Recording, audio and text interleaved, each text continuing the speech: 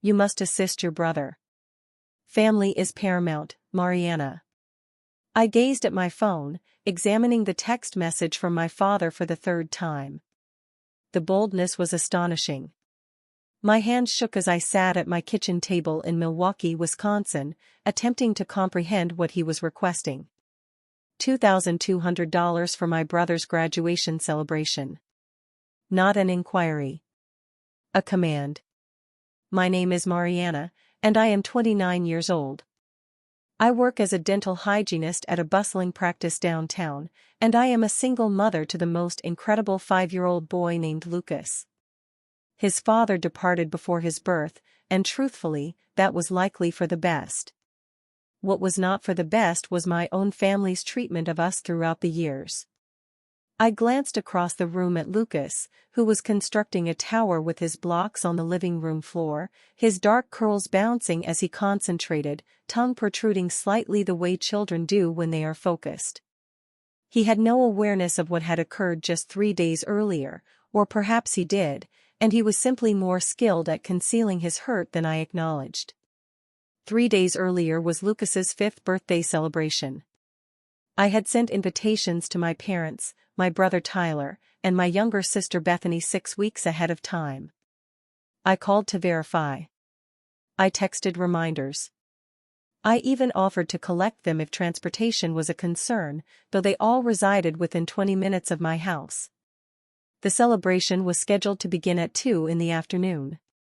I had rented a bounce house, ordered a custom superhero cake that cost me a week's worth of groceries, and invited Lucas's friends from preschool. I decorated the backyard myself, staying awake until midnight the night before stringing lights and hanging banners. Lucas kept inquiring when Grandpa and Grandma were arriving. When Uncle Tyler would show up, he wanted to display his new bicycle, the one I had saved for months to purchase. Every car that passed, he would run to the window, pressing his little hands against the glass. "Are they here, Mama?" My heart broke a little more each time I had to say no, not yet. By 3 o'clock, all his friends had arrived. The bounce house was filled with squealing children. But my family? Nothing. Not a call. Not a text. Complete silence. I called my mother. Straight to voicemail. I called my father. Same result. Tyler did not even have his read receipts enabled, so I could not tell if he had seen my messages. Bethany, who was 23 and still resided at home with our parents, sent a brief text around 4. "Sorry, something came up." Something came up. That was it. No explanation. No apology to Lucas. Just those 3 words. I smiled throughout the celebration, took photos, helped Lucas blow out his candles. But inside, I was dying. Watching him glance at the door every few minutes, hope fading from his eyes each time, was torture. When the final guest departed, and I was cleaning up wrapping paper and cake crumbs, Lucas approached me. His voice was so small. "Mama, did I do something wrong? Is that why they did not come?" I pulled him into my arms, fighting tears. "No, baby. You did not do anything wrong. Not a single thing." But sitting here now, reading my father's text, demanding money for Tyler's graduation celebration, I realized something. This was not the first time. It was not even the second time. This was a pattern.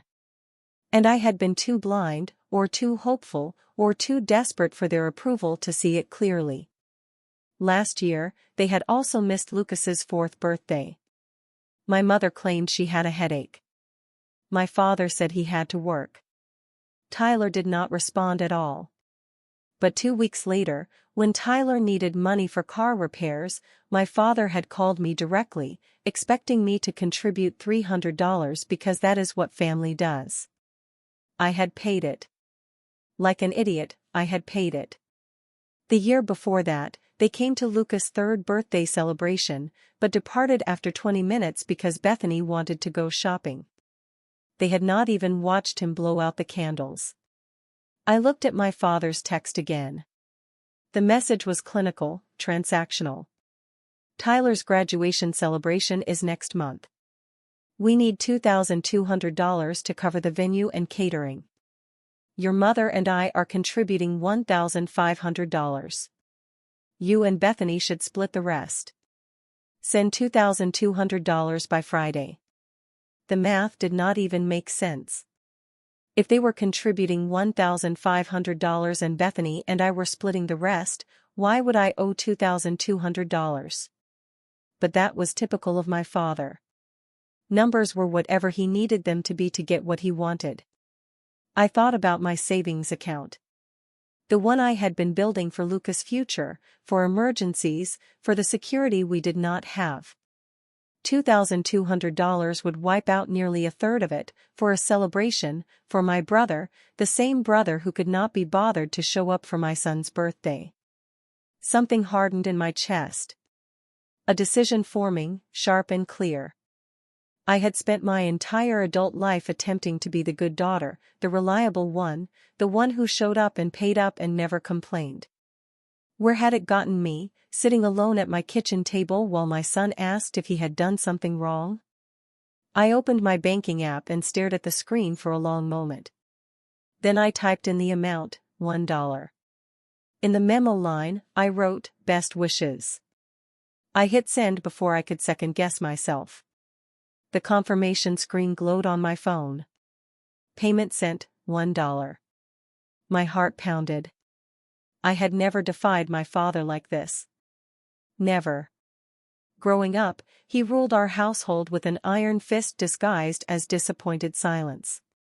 He did not yell often, but his quiet disapproval could crush you. My mother enabled every bit of it, always siding with him, always making excuses. I grew up in a house where Tyler could do no wrong, and Bethany was the baby who needed protecting. I was the middle child, the reliable one, the one who did not need attention, because I could handle things myself. Parentification, I learned later in therapy. The term for when you turn a child into an adult too early. When I was 12 and Tyler was 9, I was the one making sure he had his homework done and his lunch packed. When Bethany was born, I was 14, and suddenly I had a third shift. Making bottles, changing diapers, walking the floors at night when she cried so my parents could sleep. Mariana is so responsible, people would say, and my parents would beam with pride. What they meant was, Mariana is so useful. I learned not to ask for help. When I wanted to go to the homecoming dance in high school, my mother said we could not afford the dress, but 3 months later, Tyler got a brand new gaming console for his birthday. When I graduated high school, we had cake at home. When Tyler graduated 2 years ago, they threw him a celebration at a restaurant and invited 50 people. The pattern was so clear now, looking back. But when you are living it, when it is all you know, you think maybe this is just how families work. Maybe you are asking for too much. Maybe you are being selfish. Getting pregnant with Lucas at 23 had been unplanned. His father, a guy I dated for 4 months, disappeared when I told him. My parents' reaction was predictable. Disappointment wrapped in "we will support you" statements that never quite materialized into actual support. They did not come to any of my prenatal appointments. Did not help me set up the nursery. When I went into labor 2 weeks early and called my mother in a panic, she said she could not come to the hospital because she had plans with Bethany. I had Lucas alone. Well, not entirely alone. A wonderful nurse named Patricia held my hand through the worst of it. But no family. No one who was supposed to love me unconditionally. After Lucas was born, things got slightly better. My parents would visit occasionally, bring small gifts. They liked showing pictures of their grandson to their friends. But the deeper issues remained. Every family gathering was structured around what Tyler needed, what Bethany wanted. Lucas and I were afterthoughts. When Lucas was 18 months old, my car broke down. I called my father because I did not know what else to do. The repair estimate was $800. Money I did not have. He lectured me for 20 minutes about financial responsibility before finally agreeing to lend me the money. Lend, not give. I paid him back in full within 6 months. Even though it meant eating rice and beans for weeks. 2 years later, Tyler totaled his car driving drunk. My father paid for the replacement vehicle outright. $12,000, just like that. Tyler never paid him back. When I asked my mother about the double standard, she said, "Tyler is going through a hard time. He needs our support."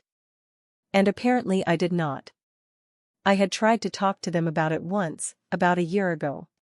I sat them down and explained how their favoritism hurt, how I felt invisible, how Lucas deserved grandparents who showed up for him. My father listened with his arms crossed, face impassive. When I finished, he said, "You have always been too sensitive, Mariana. We treat all our children the same." My mother nodded along. "You are imagining things. We love you all equally." Gaslighting. Another therapy term I learned later. After that conversation, I stopped trying to fix things.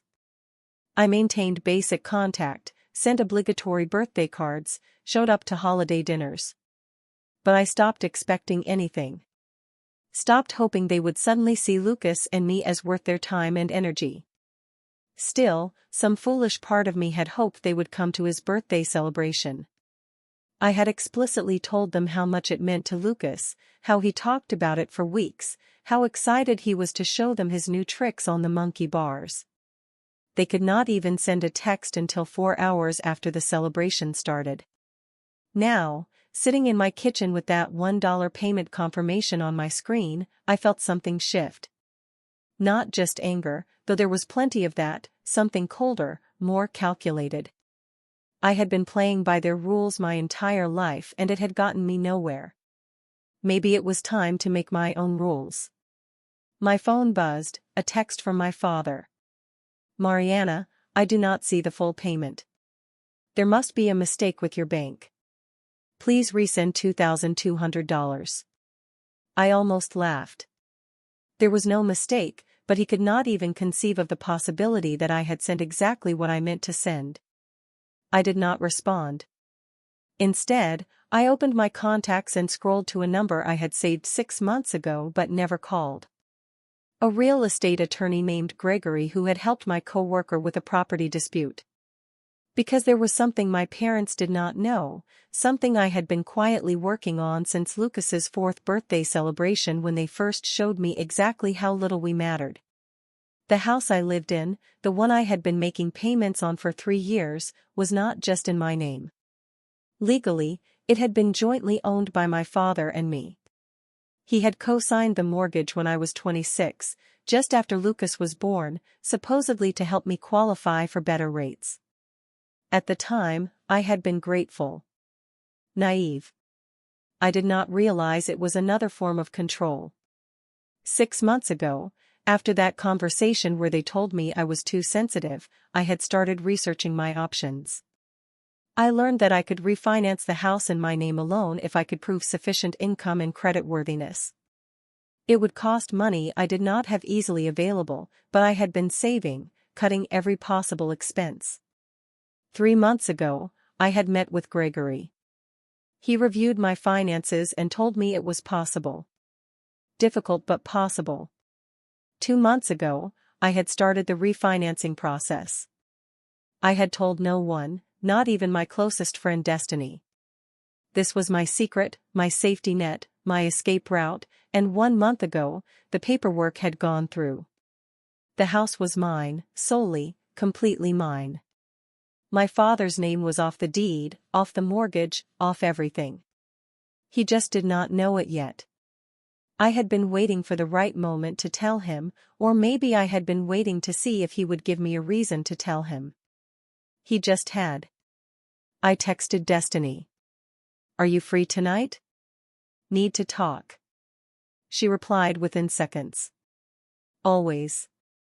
Come over after you put Lucas to bed. Wine is already breathing." Destiny had been my friend since college. We had met in a biology class, bonded over terrible cafeteria coffee, and somehow stayed close through all the chaos of our 20s. She was the only person who really understood my family's situation, because she had witnessed enough of it firsthand. She had been at Lucas's birthday celebration 3 days ago. She had seen him waiting by the window. She had helped me hold it together when I wanted to fall apart. That evening, after I had given Lucas his bath and read him 2 stories and promised him that yes, we could go to the park tomorrow, I drove the 15 minutes to Destiny's apartment. She opened the door before I could knock. 2 glasses of wine already poured. "Okay," she said, pulling me inside. "What happened? You have that look." "What look?" "The I am about to do something either brilliant or crazy look." "Maybe both." I sat on her couch and told her everything. The text from my father, the $1 payment. The house refinancing she did not even know about. When I finished, she was staring at me with wide eyes. "You already took him off the deed?" "When?" "Last month. I have been sitting on it, waiting to see if they would actually show up for Lucas this year. They did not. And now my father wants $2,000 for Tyler's celebration like nothing happened." Destiny took a long drink of wine. "What are you going to do?" "I do not know yet, but I am done. I am done being the one who bends. Done being the one who pays up and shows up while getting nothing in return. They are going to lose their minds when they find out about the house." "I know. Your father especially, he uses that co-signature as leverage, does not he?" She was right. Every time I had pushed back on something over the past 3 years, my father would make some comment about the house we helped you get, or the financial support we provided. It was his trump card, his reminder that I owed them, except I did not. Not anymore. "I am thinking about changing the locks," I said quietly. Destiny set down her wine glass. "Do you think they would actually show up and try to use a key?" "My father has a spare key. He insisted on it when he co-signed. Said it was for emergencies, but he has used it before. Twice that I know of. Once he let himself in while Lucas and I were at the grocery store because he wanted to check my water heater, did not ask permission, just did it. That is not okay." "I know. I did not fight it because I thought it would cause a huge argument and I was trying to keep the peace. But there is no peace anymore. There is just me being used." Destiny reached over and squeezed my hand. "Change the locks tomorrow. I will come with you to the hardware store. We will make a day of it." I felt tears prick my eyes. "Thank you." "For what?" "For not telling me I am overreacting. For not saying they are still my family and I should forgive them. Mariana, they ghosted a 5-year-old's birthday celebration. Their own grandson. And now they want money from you?" "No. Absolutely not. You do not owe them forgiveness. You do not owe them anything." We talked for another hour. She helped me think through the practical steps. Change the locks. Document everything. Every text. Every missed event. Every broken promise. Prepare for backlash. Because there would be backlash. My father did not handle defiance well. The next morning, Saturday, Destiny picked me up at 9. Lucas was at a play date with his best friend from preschool. A standing weekend arrangement that gave me a few hours to handle adult tasks. We went to the hardware store and bought new deadbolts for both the front and back doors. The guy at the counter, an older man with kind eyes, showed us how to install them. "Easy enough," he said.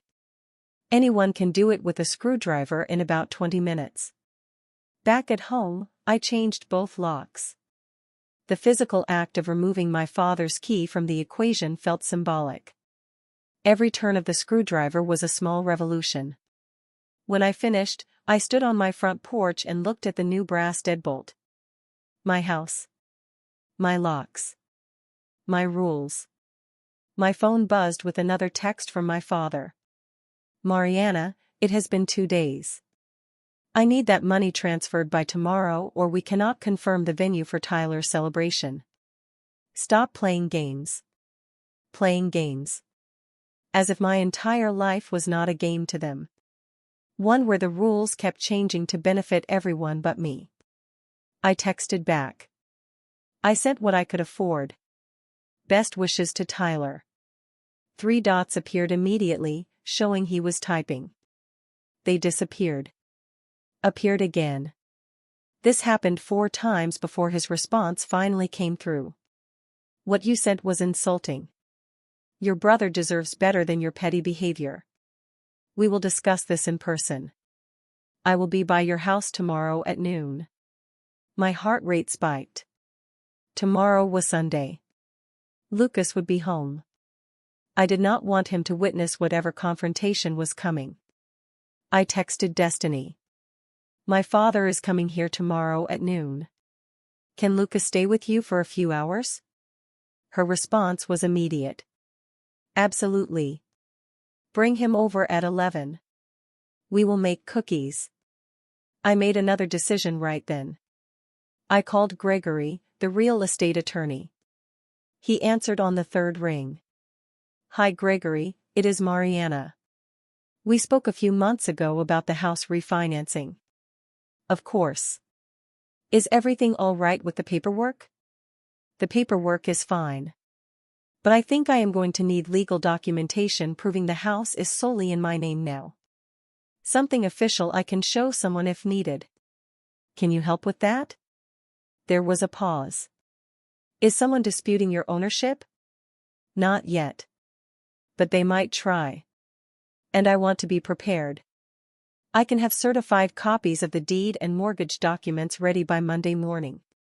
I will also draft a letter summarizing the ownership transfer if you think that would help. That would be perfect. Thank you.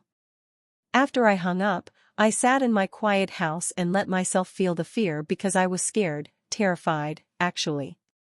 I was challenging my father's authority for the first time in my life and I knew he would not take it well. But I was also exhausted.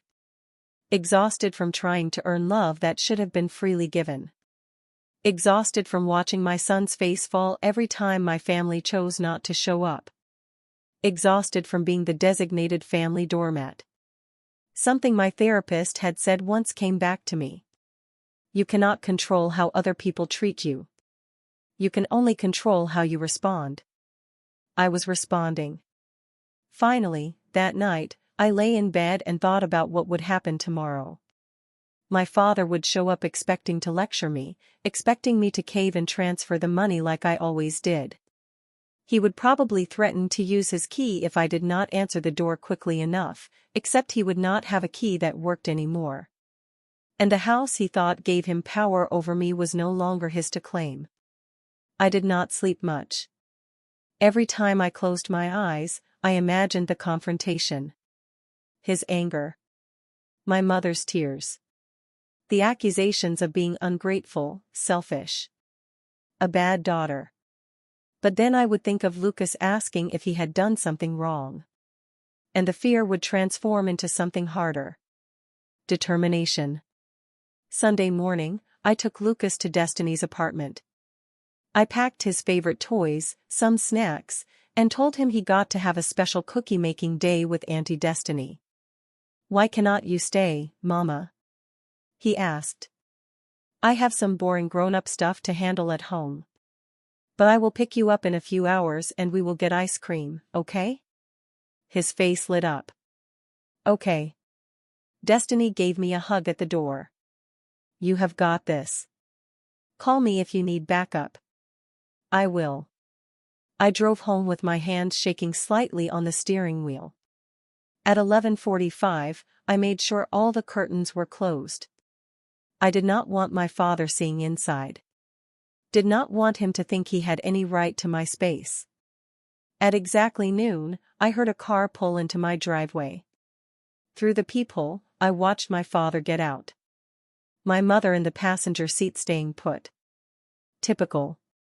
She would let him handle the confrontation. Then claim later she had tried to keep the peace. He walked up to my front door with the confidence of someone who expected to be obeyed. I watched him knock, counted to 10. Knocked again. Harder. Then I watched him reach into his pocket and pull out a key. I watched through the peephole as my father inserted the key into the lock. He turned it once. Twice. His face registered confusion when the lock did not budge. He tried again, jiggling the key more forcefully. Nothing. He stepped back, examined the key as if it had somehow transformed into the wrong one, then tried the lock again. I could see the exact moment realization hit. His jaw clenched, his face darkened. He pounded on the door. "Mariana, open this door right now." I took a deep breath and opened it, leaving the chain lock engaged so only a few inches of space showed between us. "Hi, Dad." His eyes went to the chain, then back to me. "What is going on?" "My key does not work." I changed the locks. Silence. Complete stunned silence. I watched him process this information. Watched his expression shift from confusion to anger. "You changed the locks to your house without telling me." "It is my house. I can change the locks whenever I want." His face was turning red now. "I co-signed that mortgage. I have a right to access." "You co-signed the original mortgage 3 years ago. I refinanced last month. Your name is not on anything anymore. So no, you do not have a right to access." I had never seen my father look quite so shocked. His mouth opened and closed like he could not find words. Behind him I could see my mother getting out of the car now, clearly sensing something was wrong. "You refinanced?" He finally managed. "When? Why was I not informed?" "I was not required to inform you. It is my property." "Mariana, what has gotten into you? First you send an insulting dollar to your brother. Now you are changing locks and going behind my back with legal matters?" "I did not go behind your back. I handled my own business." "There is a difference." My mother reached the porch. "What is happening?" "Gary, why are you shouting? Your daughter has apparently lost her mind. She changed the locks and refinanced the house without telling us." My mother's eyes widened. She looked at me with an expression I could not quite read. "Mariana, honey, why would you do that?" "Because it is my house and I wanted new locks." "But your father has always had a key for emergencies." "There will not be any emergencies that require him to let himself into my home unannounced." My father's voice rose. "This is about the money, is not it? You are throwing a tantrum because I asked you to contribute to your brother's graduation celebration. You did not ask. You demanded. And you demanded it 3 days after you all skipped Lucas's birthday celebration without even a phone call. We explained that your mother had a migraine. And Tyler, Bethany, what were their excuses?" My mother jumped in. "Bethany had a work thing and Tyler was busy with finals. Finals ended 2 weeks before Lucas's celebration. I know because Tyler posted about being done with school all over social media." My father stepped closer to the door and I instinctively stepped back even though the chain held. "You are being incredibly selfish right now.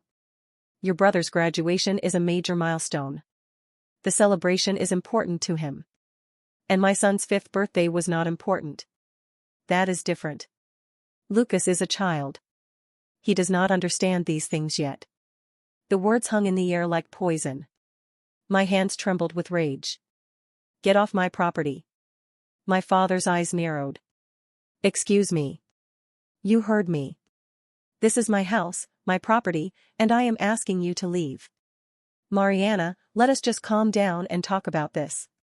My mother said, her voice taking on that placating tone I knew so well. "We are family. We do not need to be so hostile. You are right. We are family, which is why you should have shown up for your grandson's birthday. Which is why you should have called to apologize instead of demanding money from me 3 days later. We are asking for help with a family celebration. My father said, that is what families do. They help each other. Then where was my help when Lucas was born? Where was my help when my car broke down and you made me pay back every penny? Where was my help when I was working double shifts just to afford diapers and you bought Tyler a $12,000 car? My mother flinched. We have always treated you all fairly. That is a lie and you know it. My father's face was pure fury now. How dare you speak to your mother that way? We raised you better than this. Did you? Because from where I am standing, you raised me to accept scraps while Tyler and Bethany got everything. You raised me to be useful, not loved. That is not true. My mother's voice cracked. We love all our children equally. Then prove it. Send me copies of every check you have written to Tyler over the past 5 years. Every car payment you have covered for him. Every credit card bill you have paid for Bethany. Let us add it all up and see if it equals what you have given me. Silence. Neither of them said a word. That is what I thought. I started to close the door. My father slammed his hand against it. If you do not open this door right now and have a civil conversation, there will be consequences. What consequences? You cannot threaten me with the house anymore. You have no power here. We are your parents. We have every right to expect respect and support from our daughter. And I had every right to expect my parents to show up for their grandson's birthday. Guess we are both disappointed. I closed the door. I locked the deadbolt. Engaged the chain. Through the wood, I could hear my father shouting. This is not over, Mariana. You cannot treat family this way. I walked to the kitchen. My whole body shaking. I poured myself a glass of water and tried to steady my breathing. Outside I could hear my mother trying to calm my father down. Their voices gradually fading as they presumably returned to their car. My phone started ringing. My father. I declined the call. It rang again. Declined. A text came through. You are making a huge mistake.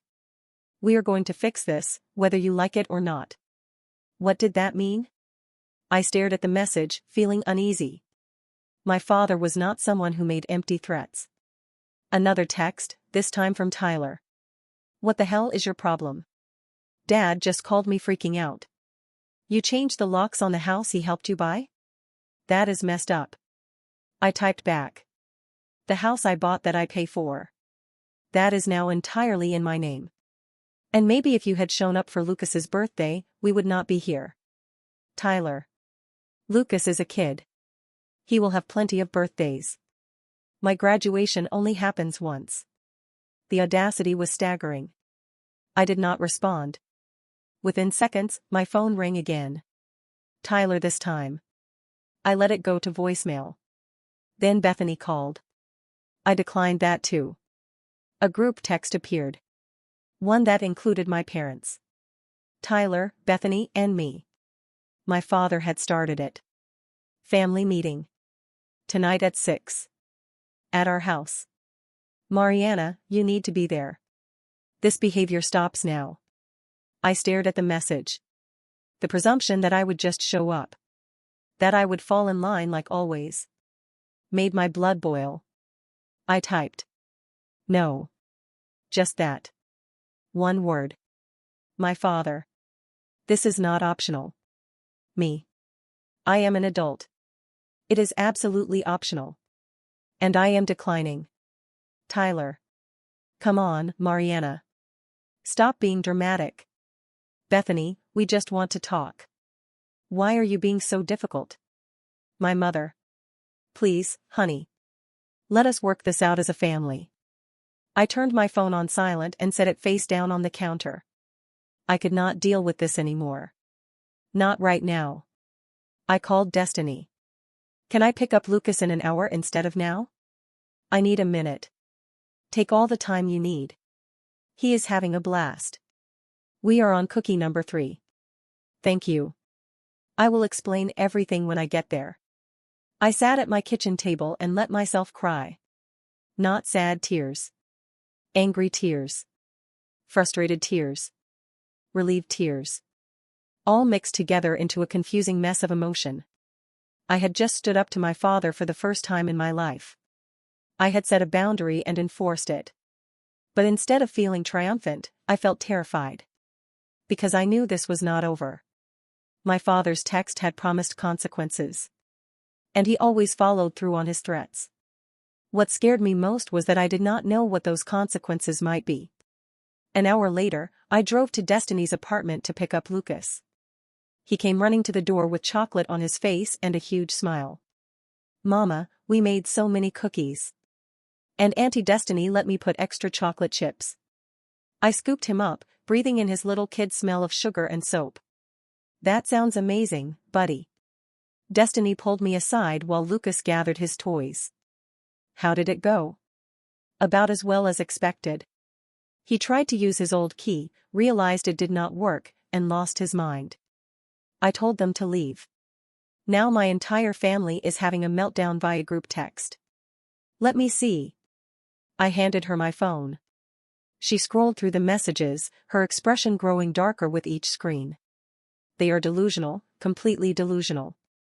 Listen to this. We just want to talk. No, they want to bully you into compliance. I know. Are you going to the family meeting?" "Absolutely not." "Good. Do not give them that power." She handed back my phone. "What do you think they will do next?" "I do not know.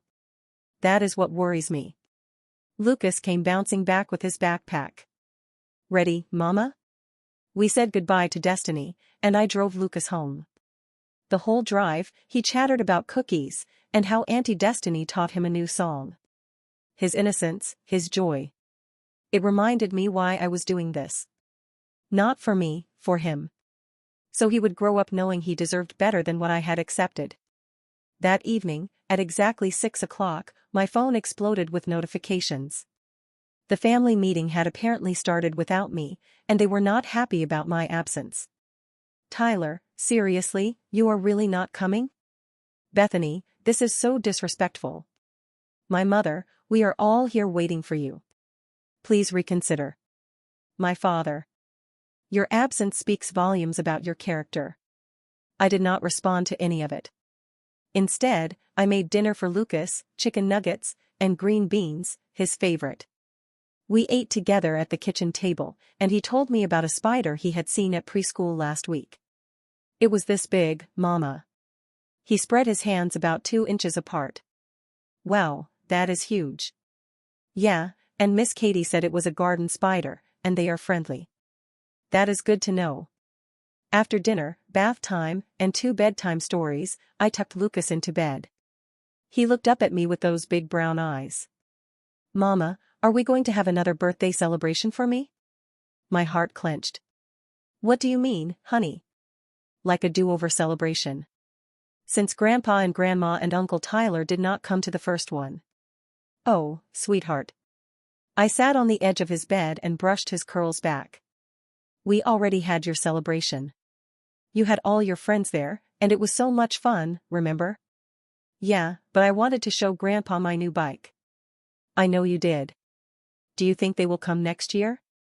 I wanted to lie. Wanted to protect him from the truth. But I also did not want to give him false hope. "I do not know, baby. But you know what I do know, that you are so loved. By me, by Auntie Destiny, by all your friends. And that is what matters."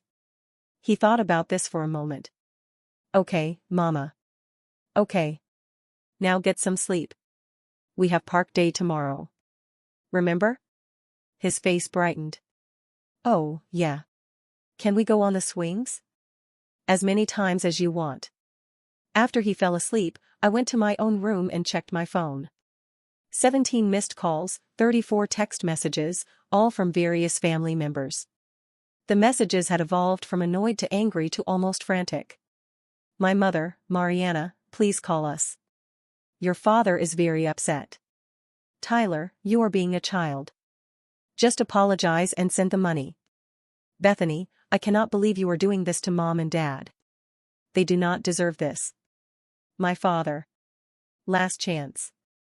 Call me by 9 tonight or I am coming to your house tomorrow and we are settling this.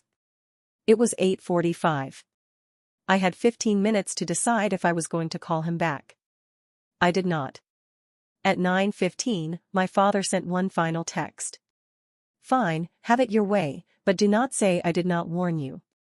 I lay in bed that night, anxiety churning in my stomach. What did he mean? What was he going to do? The next morning was Monday. I dropped Lucas at preschool and went to work. My dental practice was busy, which was good. It kept my mind occupied. Between patients, I checked my phone. Nothing from my family. The silence felt ominous. During my lunch break, I drove to Gregory's office to pick up the certified documents he had promised. He handed me a thick manila envelope. Everything you need is in here. Certified copies of the new deed, the refinanced mortgage documents, and a letter from me explaining the ownership transfer with legal citations. If anyone questions your ownership, this should clear it up immediately. Thank you so much. Can I ask what is going on? You seem stressed. I gave him a brief summary. His expression grew concerned. Keep these documents somewhere safe, and if things escalate, do not hesitate to call the police. Family dynamics can get complicated, but the law is clear. It is your property. I drove back to work with the envelope on my passenger seat, feeling slightly better. I had proof. Legal certified proof that the house was mine. The afternoon passed uneventfully. I picked up Lucas from preschool, and we went to the park like I had promised. Watching him on the swings, hearing his laughter, reminded me what mattered. We got home around 5:30. Lucas went straight to his toy box while I started preparing dinner. I was chopping vegetables when I heard a car pull into my driveway. Through the kitchen window, I saw my father's car, and my mother's, and Tyler's truck, and Bethany's sedan. They were all here. My stomach dropped. I quickly pulled out my phone and texted Destiny. My entire family just showed up at my house, all of them. Her response was immediate. Do you want me to come over? Not yet, but stay on standby. I watched as they all got out of their vehicles and approached my front door. My father led the way. My mother beside him. Tyler and Bethany followed. The doorbell rang. Lucas looked up from his toys. Who is that, Mama? Just some visitors, honey. Stay here, okay? Keep playing. I walked to the front door and looked through the peephole. All four of them stood on my porch, looking like an intervention team. I opened the door with the chain still engaged. We need to talk. My father said without preamble. No, we do not. Mariana, please, my mother said. Let us in. Let us discuss this like adults. There is nothing to discuss. I am not giving you money for Tyler's celebration. The house is in my name. End of discussion. Tyler pushed forward. Come on. This is ridiculous. Just let us in. No. My father's voice hardened. Mariana, if you do not open this door right now, we are going to have a serious problem. I am not opening the door. You need to leave. This is our grandson's home, too. We have a right to see him. Lucas, my mother called past me. Lucas, honey, it is Grandma. I felt rage flood through me. Do not call for my son. You had your chance to see him at his birthday celebration. You chose not to show up. We explained that, Bethany said. Why cannot you just let it go? Because it is a pattern, Bethany. And I am done pretending it is okay. My father pulled out his phone. Last chance, Mariana. Open the door or I am calling the police. I blinked. You are calling the police? For what? You are keeping us from our grandson. That could be considered alienation. That is not what parental alienation means and you know it. I am asking you to leave my property. That is my legal right. I will see what the police have to say about that. I watched in disbelief as my father actually dialed. He was really doing this. Really calling the police because I would not let him into my house. Yes, I need to report a situation, my father said into his phone, his voice taking on a concerned, reasonable tone. My daughter is refusing to let us see our grandson. We are at her house now and she will not even talk to us properly. We are worried about the child's welfare. I could not believe what I was hearing. He was twisting the entire situation, making it sound like I was the problem, like Lucas was in danger. The address is 2847 Maple Street. He continued. Yes, we will wait here. Thank you. He hung up and looked at me with satisfaction. The police are on their way. Maybe they can talk some sense into you. My hands were shaking, but I forced my voice to stay calm. You are making a mistake. The only mistake is yours. You have forgotten who your family is. We are here to remind you. I closed the door and engaged the deadbolt. My heart was racing. I had maybe 15 minutes before the police arrived. I needed to be prepared. I grabbed the manila envelope from Gregory and pulled out all the documents, laying them on my coffee table where they would be easy to access. Then I pulled out my phone and opened my photo app. I scrolled back 3 days to Lucas's birthday celebration. I had taken so many photos. The decorated backyard. The bounce house. The superhero cake. Time-stamped throughout the afternoon, photos of Lucas by the window waiting, looking at the driveway, checking the door. I also had screenshots. Every text message from the week before the celebration where I had confirmed with my parents, Tyler and Bethany that they were coming. Every yes will be there, response. Every broken promise documented. The group texts from Sunday were there too. The demands for money. The hostile messages when I refused. I opened a voice recording app and hit record. If the police were coming, I wanted documentation of every word said from this point forward. Lucas came into the living room. Mama, why are Grandpa and Grandma outside? I knelt down to his level. They wanted to visit, but now is not a good time. Some police officers might come by to talk to Mama for a minute, okay? It is nothing to worry about. Just boring grown-up stuff. His eyes got wide. Police? Like the ones with the cars that go woo-woo? Exactly like that. But remember, police officers are helpers. They are going to help Mama explain something. You just stay in here and play, okay? Okay, Mama. 12 minutes later, I saw the police cruiser pull up. One officer got out, a woman in her 40s with her hair pulled back in a tight bun. She approached my porch where my family was still standing. I could hear muffled conversation through the door. My father's voice animated and concerned. My mother's softer responses. The officer asking questions. Then there was a knock.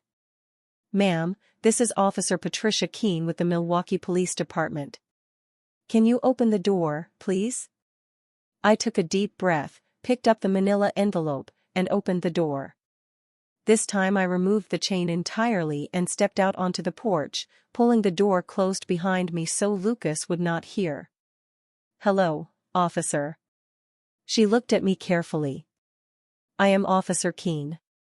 Are you Mariana? Yes.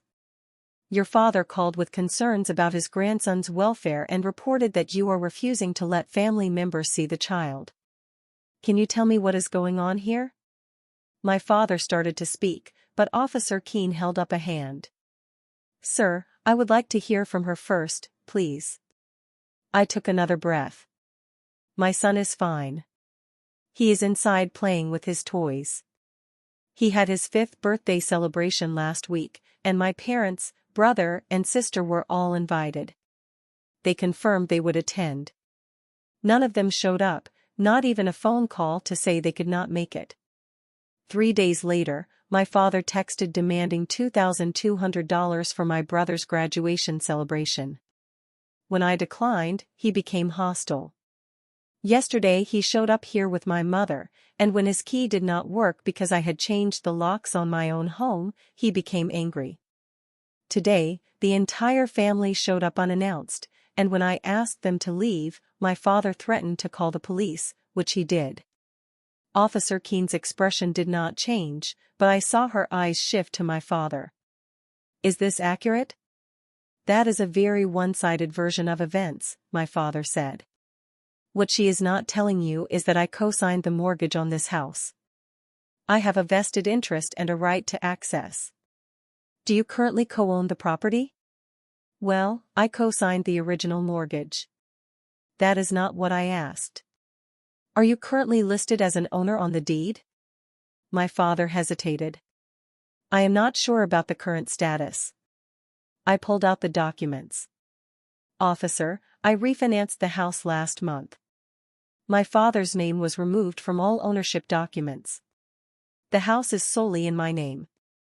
I have certified copies of the deed and mortgage here if you would like to see them. Officer Keene took the papers and examined them carefully. She looked at the dates, the signatures, the official stamps. Then she looked at my father. Sir, according to these documents, you have no legal ownership of this property. Is that correct? My father's jaw clenched. The original mortgage. Sir, the original mortgage is no longer relevant.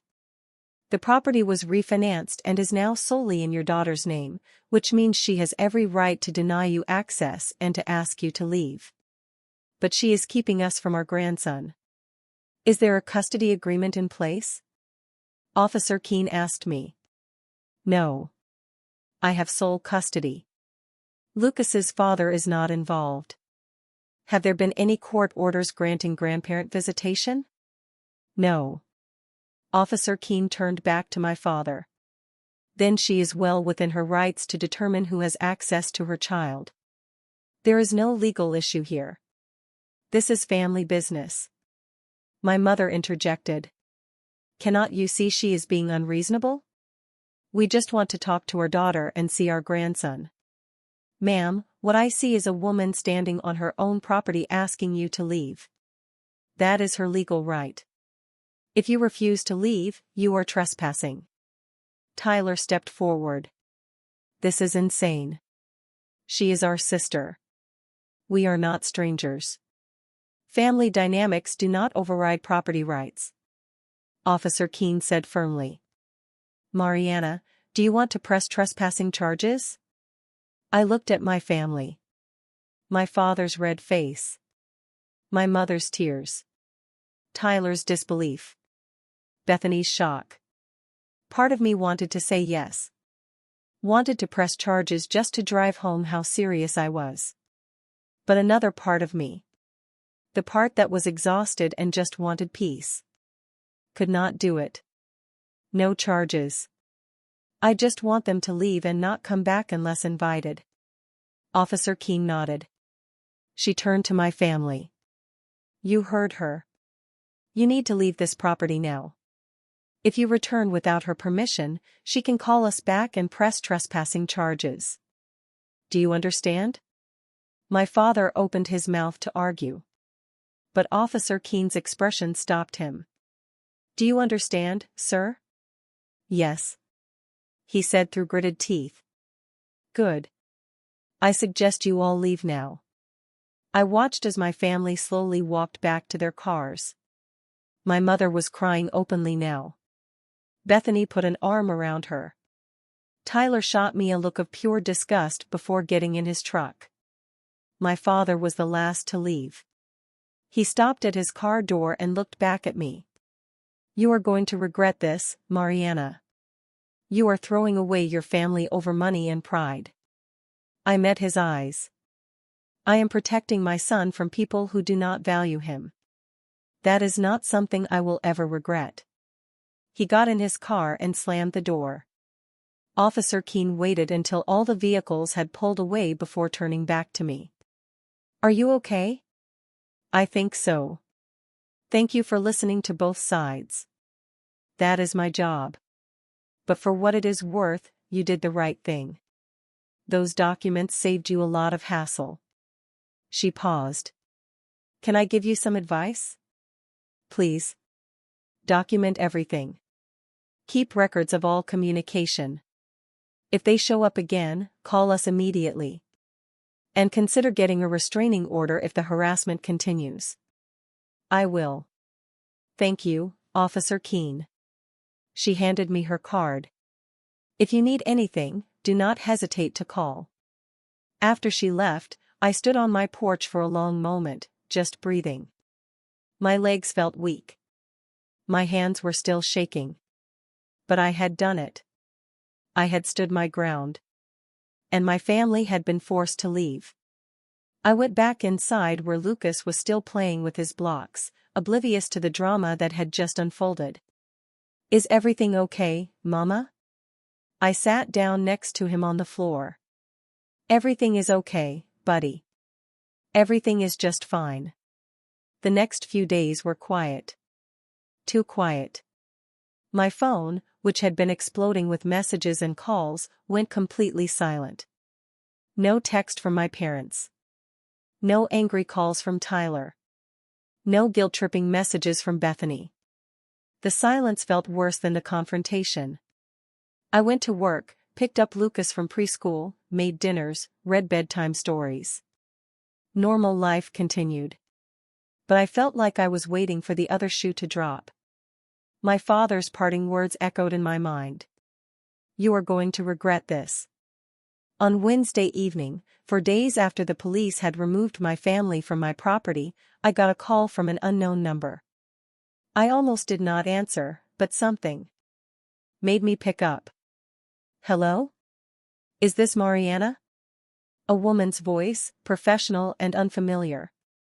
Yes, who is calling? My name is Jennifer, and I am calling from Child Protective Services. We received a report about your 5-year-old son, Lucas. I would like to schedule a home visit to follow up on some concerns that were raised. My blood ran cold. What concerns? I cannot discuss the specifics over the phone, but I assure you this is standard procedure when we receive a report. Would tomorrow afternoon work for a visit? Around 2? My mind was racing. A report. Someone had reported me to CPS, and I knew exactly who. Yes, tomorrow at 2 is fine. Thank you. I will see you then. After I hung up, I sat staring at my phone. My hands were shaking again, but this time with pure rage. My father had actually called CPS on me. He had reported me as an unfit mother because I would not give him money and would not let him control my life anymore. I called Destiny immediately. He called CPS on me. My father actually called CPS. What? Are you serious? A caseworker named Jennifer is coming tomorrow at 2 for a home visit. They received a report with concerns about Lucas. That is insane. Lucas is healthy, happy, well cared for. Anyone with eyes can see that. I know, but I have to prove it now. I have to let a stranger come into my home and inspect how I parent, because my father is vindictive enough to weaponize the system against me. Destiny was quiet for a moment. Okay, here is what we are going to do. You are going to clean your house tonight. Make sure everything is organized, safe and tidy. Tomorrow before the caseworker arrives, I am coming over. I am bringing documentation. What kind of documentation? Lucas's preschool record showing perfect attendance and no concerns. Pictures from his birthday celebration showing a happy, healthy kid. Character references if you need them. We are going to make it impossible for them to find anything wrong because there is not anything wrong. Thank you. I whispered. And Mariana. After this is over, you need to consider that restraining order Officer Keene mentioned. Your father has escalated this beyond family drama. She was right. I knew she was right. That night, after Lucas went to bed, I cleaned my house more thoroughly than I ever had. I organized Lucas's toys, wiped down every surface. Made sure all medications were properly stored and labeled. Made sure there was plenty of healthy food in the refrigerator and pantry. I gathered Lucas's medical records, his preschool reports, his growth charts from his pediatrician. I barely slept. The next day, I took a personal day from work. Destiny arrived at noon with a folder full of documents. Preschool records, she said, spreading papers on my kitchen table. I called Miss Katie and explained the situation. She wrote a letter detailing Lucas's development, social skills, and general well-being. She also noted that you are always on time for pickup and drop-off.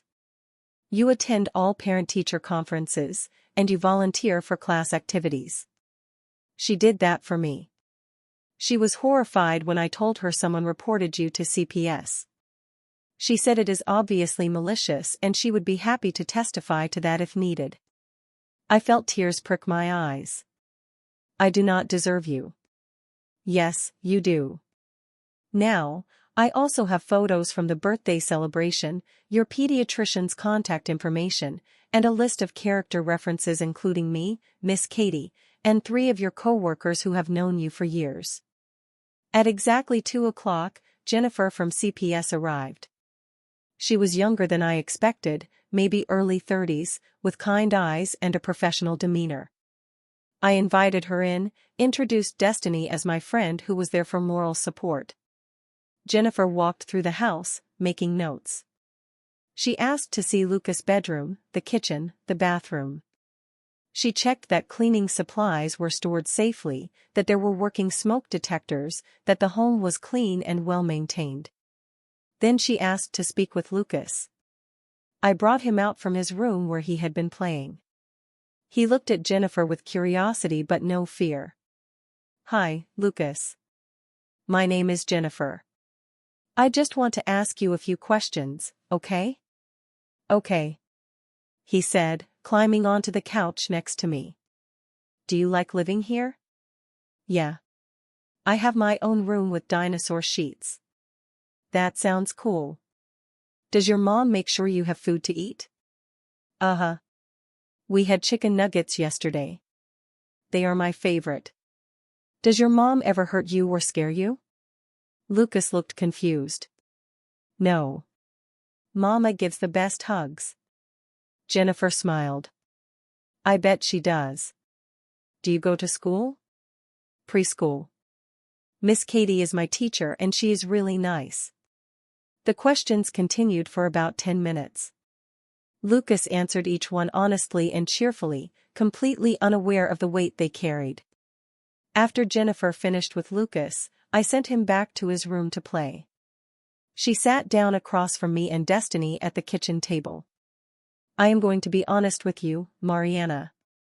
The report we received alleged neglect, specifically that your child was being denied access to family members and potentially kept in an unsafe environment. Based on what I have seen today and my conversation with Lucas, none of those allegations appear to be true. They are not, I said firmly. Can I ask who made the report? They are confidential, but I can tell you that the caller identified themselves as the child's grandfather. There it was. Confirmation. My father called because I refused to give him money and set boundaries about access to my home. 4 days ago, police had to remove him and other family members from my property for trespassing. Jennifer's eyebrows rose. I see. Do you have documentation of that? I showed her Officer Keene's card and explained the entire situation. Destiny provided the additional documentation we had prepared. Jennifer reviewed everything carefully. Finally, she closed her notebook. I am going to close this case as unfounded. Lucas is clearly well cared for. Your home is safe and appropriate, and there is no evidence of neglect or abuse. In fact, all evidence points to you being a dedicated, attentive parent. Relief flooded through me. Thank you. However, I do want to note in my report that this appears to be a malicious complaint related to a family conflict. If your father calls again with similar allegations, that history will be on file. After Jennifer left, I collapsed onto my couch. Destiny sat next to me and put her arm around my shoulders. You did it. You got through it. He used CPS as a weapon against me, Destiny. He tried to have my son taken away because I would not obey him. I know. And that is why you need to protect yourself legally. This is not going to stop unless you make it stop. She was right. I had been hesitant about a restraining order because it felt so final, so dramatic. But my father had proven he was willing to go to any length to punish me for defying him. The next morning, I called a family law attorney. The attorney's name was Vanessa, and she came highly recommended by Gregory, the real estate lawyer who had helped me with the house refinancing. Her office was downtown, decorated with diplomas and family photos that made the space feel both professional and welcoming. I told her everything. The pattern of favoritism growing up. The financial manipulation. Lucas's birthday celebration. The money demand. The police being called. And finally, the CPS report. Vanessa listened without interrupting, taking notes occasionally. When I finished, she set down her pen and looked at me seriously. What you are describing is a clear pattern of harassment and attempted coercion. The CPS call is particularly concerning because it shows an escalation to tactics that could have serious consequences for you and your son. Can I get a restraining order based on this? Absolutely. We have documented trespassing with police involvement and a malicious report to Child Services. That is more than enough for a harassment restraining order. We can file for one that covers both you and Lucas. How long does it take? We can file for a temporary order immediately, which will go into effect as soon as it is served. Then there will be a hearing within 2 weeks where a judge will decide whether to make it permanent. With the evidence you have, I am confident we will get the permanent order. What will it do? What are the restrictions? It will legally require your father, and we can include your mother, brother, and sister if you want, to stay away from you, your home, your workplace, and Lucas. They will not be allowed to contact you directly or indirectly. If they violate the order, they can be arrested. The thought of my entire family being legally banned from my life felt surreal, but also necessary. Let us do it. Just my father for now. If the others keep harassing me, I can add them later, right? Correct. We will start with your father since he has been the primary aggressor. We spent the next hour filling out paperwork. Vanessa helped me organize my evidence chronologically. The birthday celebration invitations and confirmations, the screenshots of everyone saying they would attend, the photos of Lucas waiting by the window, the money demand text, the hostile messages, Officer Keene's report, the CPS case number. This is solid. Vanessa said, reviewing the file. Very solid. Your father made this easy by documenting his own harassment via text message. When will it be served? I will file this afternoon. Service typically happens within 48 hours. Once he is served with the temporary order, he will receive notice of the hearing date. I left Vanessa's office feeling something I had not felt in weeks. Control. I was taking action. Real legal action that would protect Lucas and me. That evening I was making dinner when my phone rang. Tyler. I had been ignoring his calls all week, but something made me answer this one. What? Do not hang up, please. I need to talk to you about Dad. I do not want to hear it, Tyler. Just listen. He is losing it, Mariana. Like actually losing it. He has been calling everyone in the family, ranting about you, about the house, about how you have betrayed us. Mom is worried he is going to have a heart attack from the stress. That is not my problem. He called CPS on you. I know he did. I told him it was crazy, but he would not listen. I paused. You told him not to? Of course I did. Even I know that is too far, but he is convinced you are an unfit mother because you will not let him control your life anymore. Then maybe you should be having this conversation with him, not me. I tried. We all tried. He will not listen to anyone. He is planning something else, Mariana. I do not know what, but he keeps saying you need to learn your lesson. My stomach tightened. What does that mean? I do not know, but I wanted to warn you. Whatever you are doing to protect yourself, keep doing it. Why are you telling me this? Tyler was quiet for a moment. Because I have been thinking about Lucas's birthday celebration, about how we all just did not show up and how that must have felt for him, for you.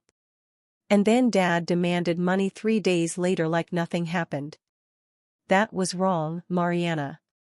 I should have said something then, but you did not. No, I did not. I went along with it like I always do because it is easier than standing up to Dad. But what he is doing now, calling CPS, that is not okay. That is dangerous.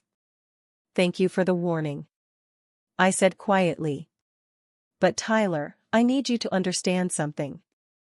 I am done. I am completely done trying to have a relationship with people who treat me like this, including you. I get it. I do. I just wanted you to know. Be careful. After we hung up, I sat with Tyler's warning. My father was planning something else. More escalation. More attempts to punish me. Good thing I was already 1 step ahead. 2 days later, on Saturday morning, there was a knock on my door. I looked through the peephole and saw a man in a suit holding a folder. I opened the door with the chain engaged. Mariana. Yes? I am a process server. I need to serve these documents to Gary. He checked his papers. Who I was told might be here. He does not live here. This is my house. The address I have is listed as his last known residence. That is incorrect. He has never lived here. I can give you his actual address. I wrote down my parents' address and handed it through the gap in the door. The process server thanked me and left. I smiled. My father had apparently been using my address for something. Maybe mail. Maybe as a backup address for legal purposes. Either way, whatever documents were being served to him, he was about to receive them at his actual home. That afternoon, I got my own visit from a process server. But this one was expected. It was confirmation that my father had been served with the temporary restraining order. My phone started ringing within an hour. My mother. I let it go to voicemail. She called again. And again. Finally, I listened to the voicemail. Mariana, what have you done? Your father just got served with some kind of court order saying he cannot contact you or see Lucas. This is going too far. You need to drop this immediately. Call me back. I deleted the message. Another call came. This time from Bethany. Are you serious right now? A restraining order against Dad? Because of what? Money? You have officially lost your mind. Mom is hysterical. Fix this. Delete. Tyler texted. I warned you he was planning something. I did not think you would go nuclear first. Restraining order? Really? I replied. He called CPS and tried to have Lucas taken away. I am protecting my son. Do not contact me again. That evening, Destiny came over with wine and takeout. We sat on my couch while Lucas played in his room. How do you feel? She asked. Terrified. Relieved. Guilty. Angry. Everything all at once. The guilt will fade. You are doing the right thing. Am I? I just got a restraining order against my own father. Your father who called CPS on you with false allegations. Your father who showed up at your house with your entire family to intimidate you. Your father who has financially and emotionally manipulated you your whole life. Yeah, Mariana. You are absolutely doing the right thing. I took a sip of wine. The hearing is in 10 days. Do you think he will show up? Definitely. He will want to tell the judge his side of the story. Paint me as the ungrateful daughter who abandoned her family over money. Good thing you have evidence to prove otherwise. The next 10 days were the longest of my life. I went to work, took care of Lucas, prepared for the hearing with Vanessa. My family tried to contact me through every method they could think of. My mother created a new email account to send me long messages about how I was tearing the family apart. Bethany showed up at my workplace, forcing my office manager to ask her to leave. Tyler sent letters through the mail. I saved everything. Every email. Every attempted contact. Every violation of the spirit of the temporary order. Vanessa told me it would all help at the hearing. The hearing was on a Wednesday morning. I took the day off work and met Vanessa at the courthouse. My stomach was in knots as we waited in the hallway outside the courtroom. Remember, Vanessa said. Answer questions directly and honestly. Do not get emotional if you can help it. Stick to the facts. What if he lies? What if he tells the judge I am the problem? Then we show the evidence. We have documentation of everything. His words versus your proof, the proof will win. At 9 o'clock, we entered the courtroom. My father was already there with his own attorney, a stern-looking man in an expensive suit. My mother sat in the gallery behind him, her face blotchy from crying. Tyler and Bethany were there, too. I sat at the table with Vanessa and tried to breathe. The judge entered, and we all stood. Judge Margaret Sullivan was a woman in her 60s with sharp eyes and a no-nonsense demeanor. We are here for a harassment restraining order petition filed by Mariana against Gary. Let us begin with the petitioner. Ms. Vanessa, please present your case. Vanessa stood and methodically walked through everything. She presented the text showing the money demand. The photos from Lucas' birthday celebration with timestamps. The police report from when my family was removed from my property. The CPS case number and Jennifer's report stating the complaint was unfounded and appeared malicious. Your Honor? Vanessa concluded. The respondent has engaged in a clear pattern of harassment escalating to the use of government agencies as weapons of retaliation when the petitioner established reasonable boundaries. This behavior poses a threat to both the petitioner and her minor child. Judge Sullivan reviewed the evidence carefully. When she looked at my father's attorney, "Counselor, your response." My father's attorney stood. Your Honor? This is a family dispute that has been blown out of proportion. Mr. Gary is a concerned father and grandfather who has been unfairly cut off from his family. The petitioner changed the locks on a home he helped to obtain, refused to contribute to a family celebration, and has alienated him from his grandson. He made one call to CPS out of genuine concern. One call to CPS with allegations that were investigated and found to be completely unfounded. Judge Sullivan interrupted. That is in the record. Perhaps he was mistaken about the conditions. Or perhaps, as the CPS investigator noted, it was a malicious complaint related to a family conflict. Continue. The attorney shifted uncomfortably. Your Honor, families have disagreements that does not warrant a restraining order. Mr. Gary has never physically threatened his daughter. He simply wanted to have a conversation that required bringing the entire family to her home after she had asked him to leave, a conversation that required police intervention. He was attempting to resolve the situation. By trespassing on her property after she had revoked his access, I could see my father's attorney struggling. The evidence was overwhelming, and Judge Sullivan clearly was not buying his arguments. Does your client wish to testify? The judge asked. Yes, Your Honor.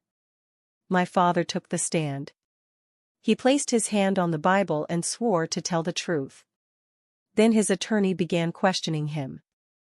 Mr. Gary, can you explain your relationship with your daughter? I have always tried to be a good father.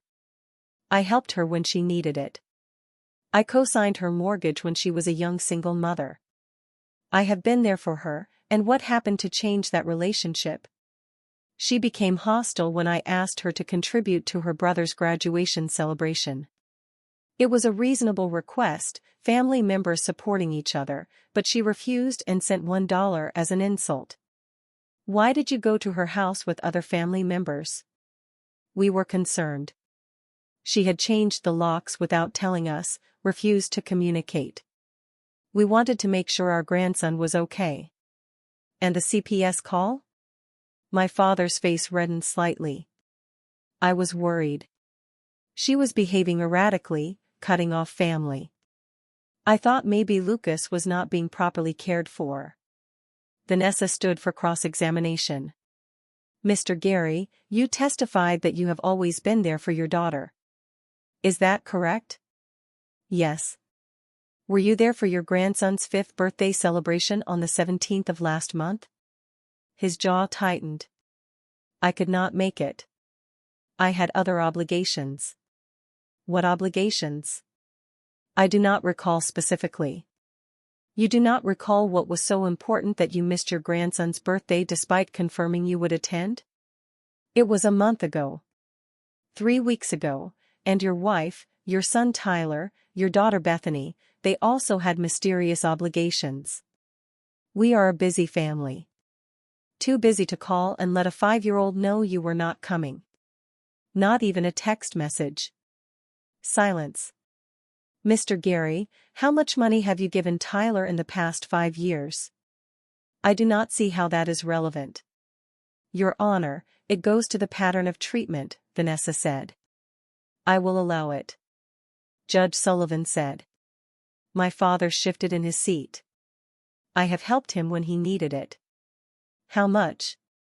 I do not keep exact records. Approximately. Maybe 20,000, 30,000 over the years. And how much have you given Mariana in that same time period? She has not needed as much help. How much, Mr. Gary? I lent her $800 once. She paid it back. So you have given your son $30,000 but lent your daughter $800, which she repaid. Is that accurate? Tyler has had more struggles. Did those struggles include you buying him a $12,000 car after he totaled his previous vehicle driving drunk? My father's attorney objected, but Judge Sullivan overruled. Answer the question, she said. Yes, I bought him a car. He is my son. And Mariana is your daughter. Yet you demanded she pay you back $800. Does that seem equitable to you? That was different. How? Please explain how it is different. My father could not answer. Vanessa continued her cross-examination, methodically destroying every claim he had made. By the time she finished, he looked deflated and angry. Judge Sullivan called for a brief recess. When we reconvened, she delivered her ruling. I have reviewed all the evidence presented today. The pattern is clear.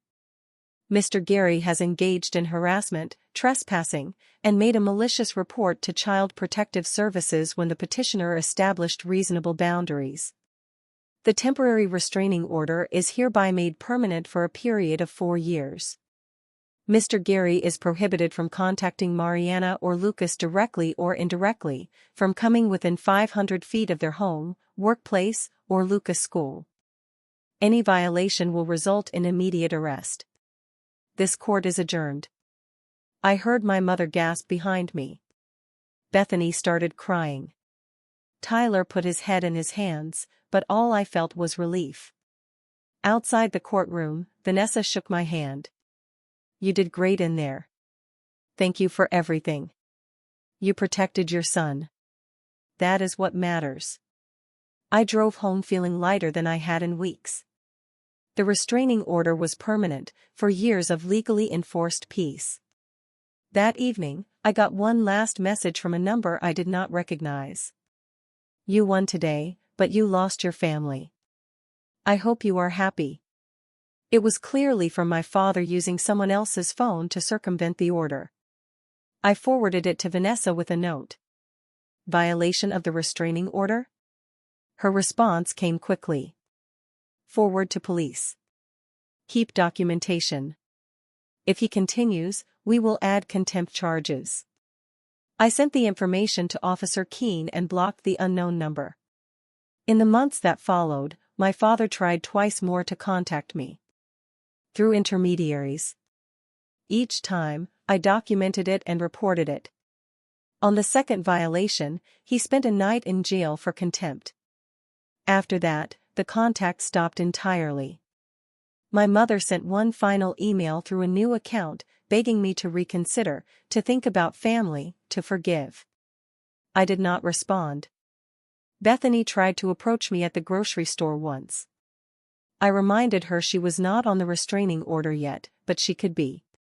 She left. Tyler stopped trying altogether. The consequences for my family were exactly what they had earned. My father's reputation in their community suffered when word got out about the restraining order. My mother, who had enabled his behavior for decades, found herself isolated from the family events she had always controlled. Tyler's graduation celebration happened, but it was small and quiet. Apparently, no one wanted to contribute the money I had refused to give. Bethany, who had always relied on our parents for financial support, had to get a second job when they told her they could not help her anymore because of legal fees from fighting the restraining order. They had built their lives on control and favoritism, and when I removed myself from that equation, the whole structure crumbled. As for me, I thrived.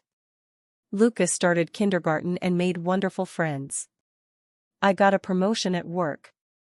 Destiny and I took Lucas to the zoo, to museums, to parks. We built a life full of people who actually showed up, who actually cared.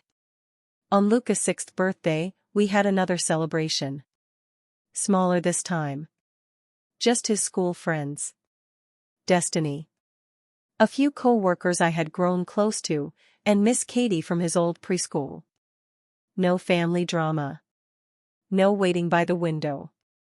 Just a happy kid blowing out candles surrounded by people who loved him. As I watched him laugh with his friends, I thought about the journey that had brought us here. The pain of finally seeing my family clearly. The fear of standing up to them. The relief of legal protection. The peace of boundaries enforced. True revenge is not about grand gestures or dramatic confrontations. Sometimes it is simply refusing to play by rules designed to keep you small. Sometimes it is choosing yourself and your child over people who never chose you. I had spent 29 years trying to earn my family's love. It took losing them completely to realize I had never needed it in the first place. And honestly, I had never been happier.